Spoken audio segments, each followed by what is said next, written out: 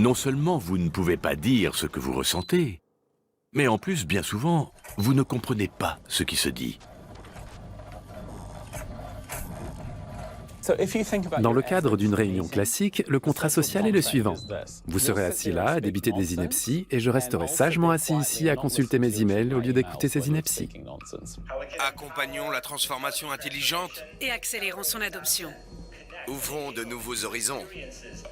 Sautons le pas et engrangeons de nouvelles connaissances. Ou comment parler le jargon managérial. Et là, je pointe du doigt un certain Charles Crone, un adepte du mysticisme New Age qui a déferlé sur la côte ouest des États-Unis dans les années 60 et 70.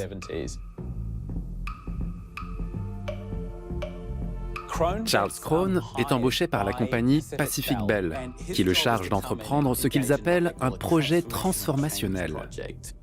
Les participants prennent part à un atelier conçu pour étendre leur perception et développer leur stimulation sensorielle.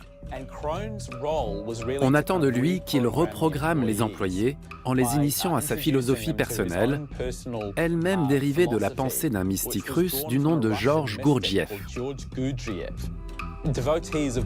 Les disciples de Gurdjieff se livraient souvent à des danses mystiques, récitaient des poèmes mystiques, etc. Le conseil d'administration de Pacific Bell, conquis par cette approche, souhaite en faire profiter ses employés.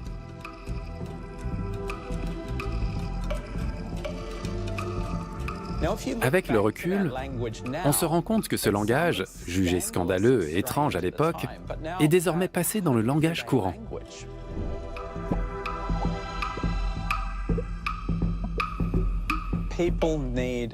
Les gens ont besoin de légitimer leur travail. Ils ont besoin d'un langage qui confère de la substance ou un semblant de substance aux tâches inutiles qu'on leur demande d'accomplir. Cette mystique permet de masquer la vacuité qui bien souvent caractérise le monde de l'entreprise.